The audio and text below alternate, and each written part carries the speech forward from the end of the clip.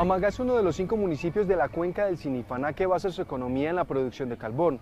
Cerca del 80% de la población de esta localidad depende de esa actividad, pero desde mediados de 2012, cuando el precio del carbón empezó a caer, esta localidad se sumó en una grave crisis económica. Desde antes de su elección como municipio en 1812, los habitantes de Amagá basaron su economía en la minería, desplazando la producción de café. La ferrería y la metalurgia se llevó toda la fuerza de trabajo de la región, hasta que un mineral cambiaría la historia de esta localidad y de otros municipios: el carbón.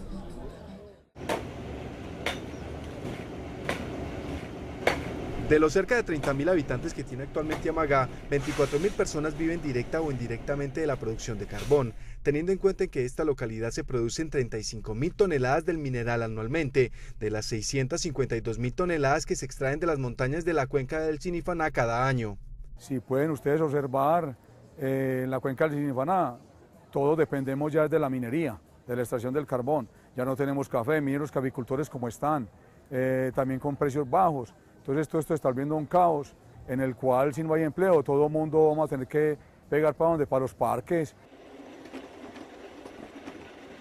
Esta dependencia económica de la producción y comercialización del carbón hace que esta población deba someterse a las variaciones en los precios en el mercado. Desde junio de 2012, el precio de la carga del mineral pasó de 160.000 pesos a 80.000 y 70.000 pesos, provocando una crisis económica en toda la región. Puede ser un 8% del valor de venta el que nos ha caído, 8 o 10%. La preocupación realmente del municipio no ha sido tanto nosotros que vendemos directamente, sino el pequeño minero, que es el que le vende a intermediarios. Esos precios al pequeño minero sí se han ido a fondo, pues han caído casi en el 50%. La caída en el precio ha afectado a todos los renglones de la economía de Amagá. Un minero gana en promedio 250.000 pesos semanales, pero debido al bajo precio del mineral, los salarios también han caído y por ende el poder adquisitivo de la población. Pues uno, por el momento, uno lo ve que puede subsistir de ella. Y muy importante que uno consigue la comidita para uno y la familia de uno. En la medida que los mineros tengan menos recursos, sean menos la inversión en nuestro municipio, en todo el sector comercio, en el sector vivienda, en el sector salud, en el sector educación, en todos y cada uno de los ítems, de una u otra manera se ven afectados por esta situación. La introducción de nuevas tecnologías en las grandes industrias consumidoras de carbón como Familia, Fabricato, Enca, entre otras, que han migrado hacia el uso del gas para sus calderas, son una de las causas de la caída en el precio del mineral. Pero existe otro factor que quizás es el mayor culpable: los intermediarios. Hay un tema de competencia desleal que se genera, y como bien lo mencionas, en el tema en el tema de la comercialización hay una intermediación, donde se manejan cupos para vender la cantidad, digamos, de carbón acá en la demanda local. Los intermediarios manejan los precios de la carga de carbón, especialmente de las minas ilegales, que representan el 24% de las canteras de la región que no tienen título minero. La crisis, pues no hay vuelta atrás, la crisis se ve llegar, la crisis está, no solo es de este momento, nosotros venimos más o menos desde el segundo trimestre del año pasado, venimos de una crisis, en este momento se ve como más fuerte. La implementación de nuevas tecnologías, la legalización de 310 minas, la eliminación de los intermediarios y la promoción de la asociatividad son algunas de las estrategias del gobierno departamental para afrontar la crisis y fortalecer y tecnificar la producción minera. Yo no podría decir que Amagá va a seguir viviendo de la minería, y tampoco recomendaría ello, porque la minería sabemos que es un recurso natural no renovable y que obviamente todos los días vamos a estar avanzando en su explotación y que vamos a tener menos posibilidad de poderla tener. Yo pienso que nosotros tenemos que continuar en lo que hemos estado haciendo a la fecha, es comenzar a trabajar en lo que tiene que ver con el agroturismo, en todo lo que tiene que ver y con lo que traerá la doble calzada, en todo lo que tiene que ver y lo que traerá. Hablar ya hoy de nuestra represa en Ituango. Aunque hoy en Amagá y en general en los municipios de la cuenca del Sinipaná se habla de crisis, despidos de mineros y cierres de minas, se aferran a la esperanza que los precios mejoren y se eliminen los intermediarios hasta que llegue un cambio en su actividad económica, que aún está lejos. En Amagá ha habido 2 grandes tragedias en minas de carbón. La primera fue en 1977 en la desaparecida Industrial Ullera, donde 86 mineros perdieron la vida. La segunda recientemente en 2010 en la mina de carbón San Fernando, donde 73 personas murieron. Estas 2 tragedias marcaron la vida de esta localidad, especialmente la de las viudas de los mineros. Cuando se es minero se debe estar preparado para los accidentes y las emergencias, pues ellas están a la orden del día en esta labor, pero nadie estaba preparado para vivir una tragedia como la ocurrida en Amagá en 1977.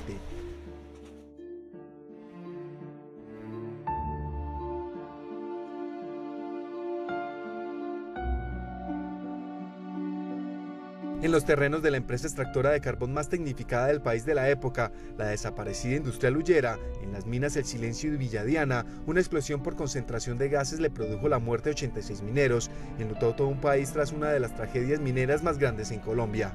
33 años después, y cuando el pueblo por fin había superado el dolor de la tragedia de Industrial Ullera, los presentimientos de los mineros hacían presagiar una nueva emergencia.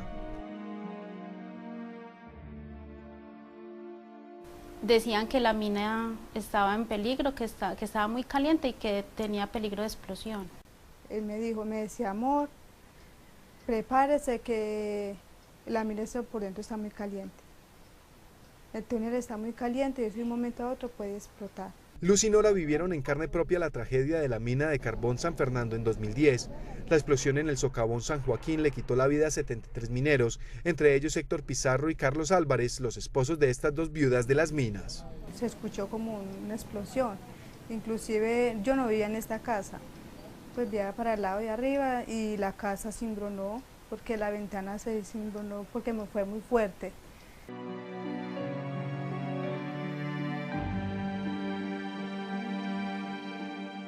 Aunque estas dos mujeres están unidas por la misma tragedia, han padecido su propio viacrucis.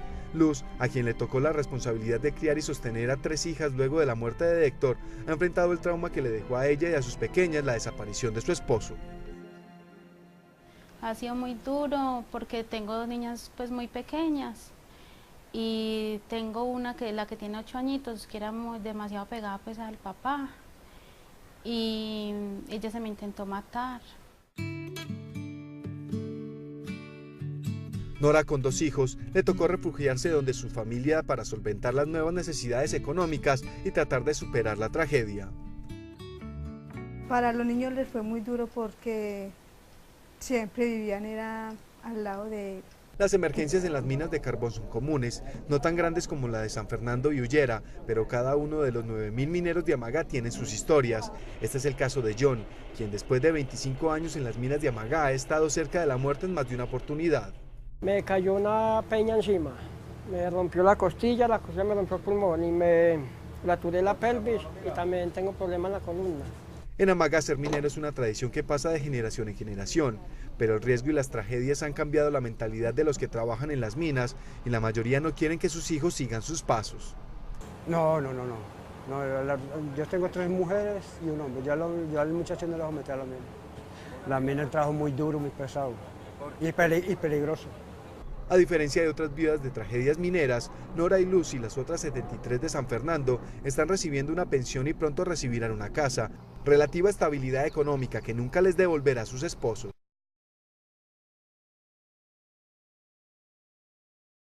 Mientras en Amagá esperan el rescate de al menos 12 mineros ahogados entre un socavón, las autoridades mineras intentan explicar por qué permitieron abrir la mina sin verificar los peligros que tenía adentro. Cristina Navarro. Silvia, los técnicos saben que en esos yacimientos se acumulan aguas que pueden generar este tipo de peligros, pero eso nunca se convirtió en una alerta para la autoridad minera. 3 días completan las labores de rescate en la mina La Cancha en Amagá, Antioquia. Una bolsa de agua que estaba en uno de los socavones fue perforada y causó la inundación donde se encontraban 57 trabajadores, de los cuales 12 están atrapados. Para recuperar lo que nosotros creemos los cadáveres de las víctimas. Son 12 personas y la autoridad de salvamento minero está controlando todo el proceso. Repito, saben exactamente qué tienen que hacer. Pero esta tragedia ya estaba anunciada. En la región hay más de 200 minas abandonadas y se convierten en bolsas de agua que generan un peligro para los mineros, ya que no se conoce ningún mapa de riesgo. Estas minas con el nivel freático de las aguas fueron inundadas y hoy constituyen un panorama de riesgo importante para la actividad de la minería que se viene desarrollando en la cuenca carbonífera del Sinipaná.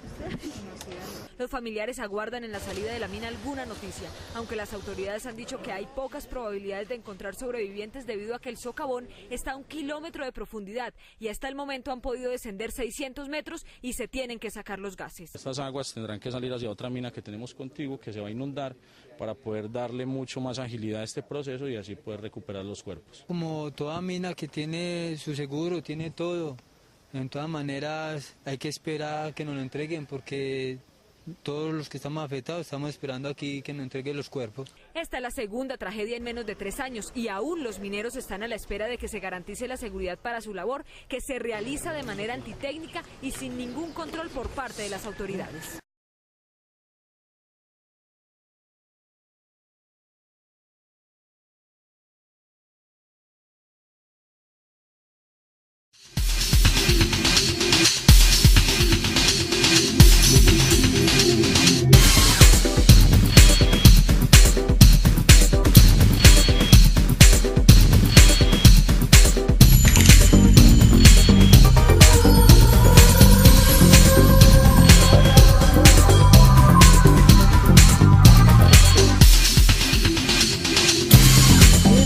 Podemos emplear. Digamos, el tema de la hidrogeología, que es el estudio de las aguas subterráneas, es una ciencia, una rama de la ciencia muy moderna, muy nueva, comparada con la hidrología superficial. Por lo tanto, hasta hace pocos años, y todavía a veces queda mucho desconocimiento respecto a lo que es la hidrogeología y las herramientas que existen.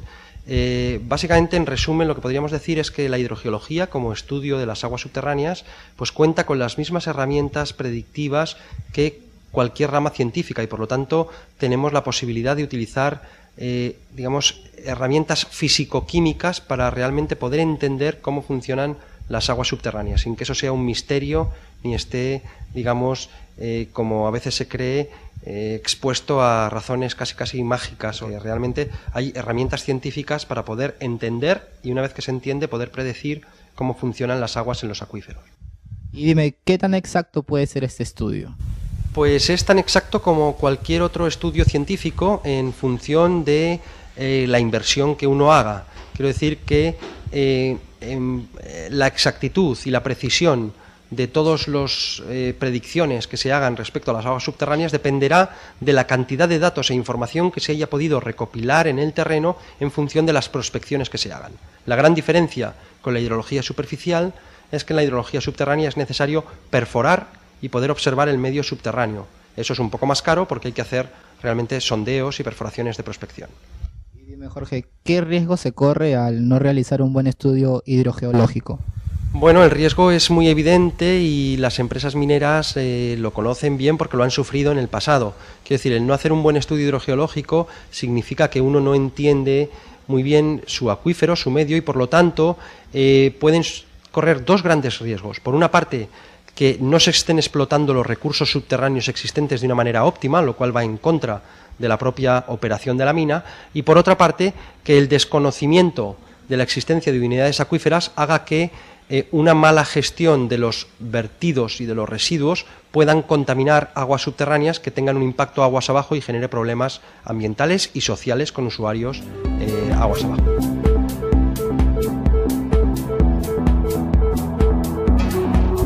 ¿Estas herramientas pueden resultar una inversión un poco cara? Depende.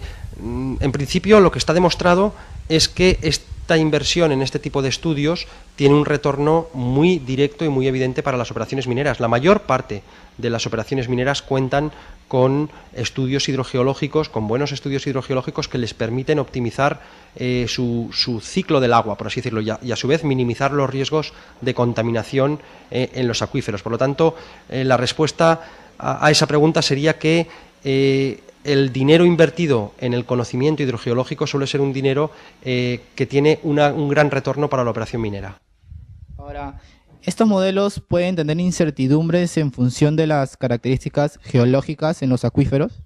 Por supuesto. El tema de la modelización numérica y de la predicción de aguas subterráneas y del comportamiento hidrogeológico tiene que lidiar siempre con unas incertidumbres. La cantidad de datos que tendremos siempre será datos limitados y, por lo tanto, tendremos que manejar y cuantificar esa incertidumbre. A eso, hoy en día, existen herramientas cuantitativas que nos permiten gestionar, manejar esta incertidumbre y, por lo tanto, incorporarlo en los propios modelos de simulación. Existen herramientas que se conocen como los análisis de sensibilidad y cuantificación de la incertidumbre, que nos permite saber, digamos, esa incertidumbre, cuánto es, cuantificarla y manejarla e incluirla dentro de los propios planes de manejo hidrogeológicos de los acuíferos. Por lo tanto, las herramientas de hoy en día, las herramientas más modernas, ya son capaces de manejar esta incertidumbre. Ahora, ¿en cuánto va a beneficiar a las empresas mineras invertir en este tipo de herramientas? Bueno, sin ninguna duda les va a beneficiar desde el punto de vista de que, por una parte, podrían simular y tener una herramienta de simulación de qué sucedería en su acuífero o en el acuífero que están explotando si lo sometiesen a una serie de acciones externas antes de hacerlo. De manera que son herramientas que permiten predecir el comportamiento. Pues, por ejemplo, si una empresa minera quiere aumentar la producción de agua porque quiere aumentar su producción de mineral y necesita más agua, con este tipo de herramientas, por ejemplo, podría predecir qué le sucederá al acuífero, cuáles pueden ser los posibles impactos ambientales y, de manera que si se predicen, la empresa puede anticiparse a ellos, pensar y diseñar medidas correctoras y, por lo tanto, evitar problemas derivados en el futuro que son indeseados para la operación minera.